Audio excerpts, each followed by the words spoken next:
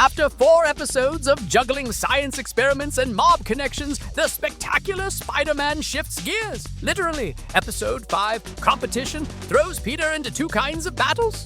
One on the football field and one against a man made entirely of sand. It's about pride, friendship, and learning when to step back, even when you're built to stand tall. It's electrifying! It's another routine night of web-slinging when Spider-Man swings into action, again catching Flint Marko and Alex O'Hearn mid-burglary. It's practically their full-time job at this point, but their bail is posted almost instantly by Hammerhead, who tells them they're now part of the big time. And coming from Hammerhead, that's never good news. Get in, boys. Oh, and welcome to the big time. At home, Peter's doing what every young superhero does after midnight, practicing web targeting in his bedroom. When Aunt May knocks, he panics, webs the mess to the ceiling, and somehow convinces her that the room is spotless. She's so impressed by his newfound maturity that she bumps his curfew back to 10 p.m. That's progress, until a flyer for the fall formal falls from the ceiling clutter, and Aunt May brings up a certain Mary Jane Watson. Peter instantly dreads the setup and lies that he's helping Harry study, just to escape the conversation. He's dodging dates like he dodges supervillains. Meanwhile, Hammerhead takes Marko and O'Hearn to an underground lab. He tells O'Hearn to stay in the car. This job's solo. Inside, Dr. Otto Octavius and Norman Osborn are ready for another experiment. Osborn explains that Marko will be infused with silicon particles to create subdermal armor. Translation, he's about to become bulletproof. Hammerhead assures him that means even Spider-Man won't be able to hurt him. And just like that, Marko is in on the plan. Yeah, means nothing and no one can hurt you, including Spider-Man.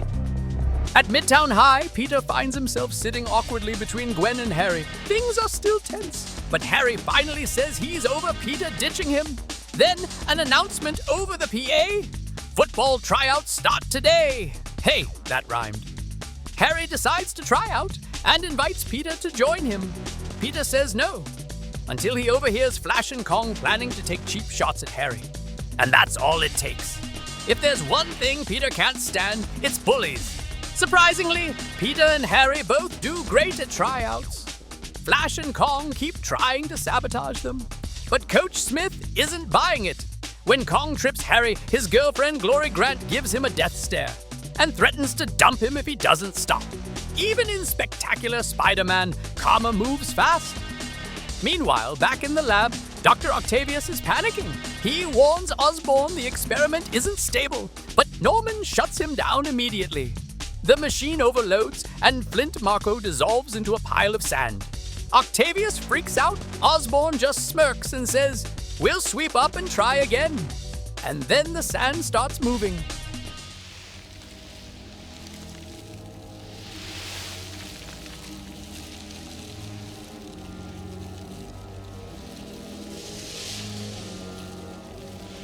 Oh, I just love these little shot-for-shot Raimi references that this series has. Anyway, the sand reforms into the shape of a man, Flint Marko, reborn as the Sandman. Hammerhead tells him he can now take whatever he wants, crush anyone, even Spider-Man. But Marko's not thinking about revenge. He's thinking about payday, because deep down, he's still just a crook who wants an easy score. It's a grounded twist that fits perfectly in this show's world. Villains born out of greed and desperation, not destiny. Now what are we gonna fight for? Truth. And... Justice! Good boy. Beat the villains, control them, and make them fight for you.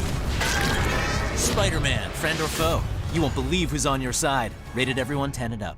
Later that night, Spider-Man's tossing a football around on a rooftop, thinking about the tryouts. When alarm bells go off, he swings into action and groans when he sees it's Flint again. But this time, Marko's different. The two fight, and Spidey quickly realizes that punching sand doesn't help. His webs don't stick, his hits don't land, and his web fluid runs out. Then Sandman slips up and mentions the big man. Spider-Man's ears perk up, but before he can press him, Sandman shrugs it off and leaves. forgetting to take the cash he already stole. Criminal genius, this guy is not. Peter swears he'll forget about football and focus on stopping Sandman. But then Liz Allen compliments his playing, and suddenly he's rethinking that decision. He and Harry keep excelling at tryouts, until Coach Smith names Peter as potential starter and Harry as backup. Harry's smile fades fast. He points out Peter didn't even want to join, and he's already outshining him. Later, Randy Robertson invites them to the Silver Spoon, a popular hangout. Harry goes, Peter passes, choosing to catch the bus with Gwen instead. The two finally patch things up. Gwen even starts to ask Peter to the fall formal, but he's too busy rambling about how he doesn't have a date, oblivious thy name is Parker. Then an armored car smashes through traffic. Peter promises Gwen he won't ditch her again, and then immediately ditches her again. She smiles softly and tells him to be careful. Do you think she knows? 'Cause me thinks she knows something. Spider-Man tracks the armored car and jumps on the roof, only to find sand spikes punching through the metal. Time for round 2 with the Sandman. Spidey kicks him out of the driver's seat, and the two trade blows until Marco casually points out, nobody's driving. The car veers off a bridge into a construction site, kicking off one of the best early fights in the show. Spider-Man gets help from nearby workers, but is still overwhelmed. His webs can't hold sand, and the girders come crashing down on top of him. Sandman leaves him for dead. Again. But this is Spider-Man. He doesn't stay buried for long. Meanwhile, at the Silver Spoon, Harry's holding court with Flash, Glory, and the others. He's confident, funny, actually enjoying himself for once. But Kong, jealous of Glory's attention, accidentally spills soda all over Harry. That's the last straw. Glory breaks up with Kong on the spot and asks Harry to take her home. Harry's officially leveled up in the high school social ladder. He just doesn't realize what it'll cost him later. Back at the construction site, the police set up barricades, hoping Spider-Man can handle the rest.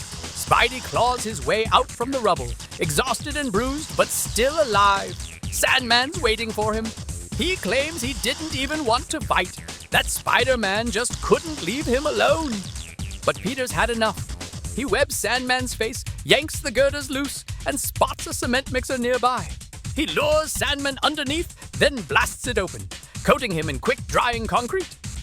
It's a messy, gritty victory, and a perfect metaphor for Spider-Man himself. Resourceful, relentless, and just barely scraping by. Later that night, Harry returns home glowing from his night out, but Norman Osborn immediately shuts him down, calling football a waste of time. Harry's smile disappears as Norman walks away, the beginning of a much darker road. The next day at tryouts, Peter intentionally underperforms to give Harry the spotlight. Harry's thrilled.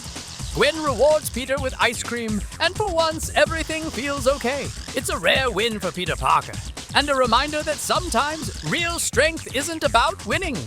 It's about letting someone else shine. Competition perfectly captures the heart of the spectacular Spider-Man.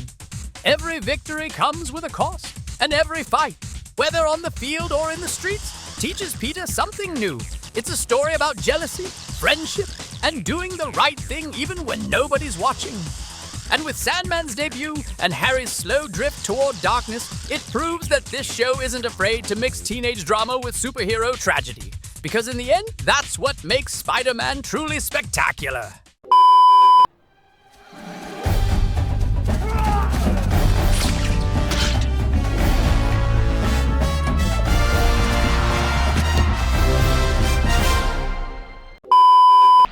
That wraps up this edition of Plot Pulse, and a big thank you for making it all the way to the end of the video. Be sure to subscribe to the channel and check out more videos like this one.